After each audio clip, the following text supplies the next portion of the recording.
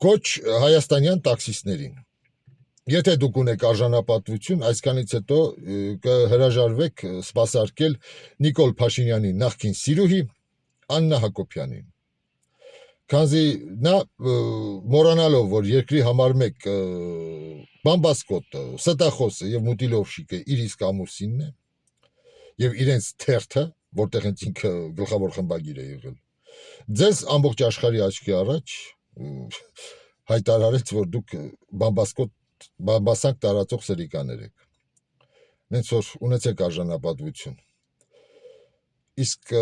կխնդրեմ նրանց երեխաների նկատմամբ ագրեսիա չցուցաբերել, որտեղ երեխաները երբեք ծնողների քայլերի համար պատասխանատու չեն, ինչպես ասել էր Մեծն Ստալինը։ Дети за родителей не в ответе. Շնորհակալություն։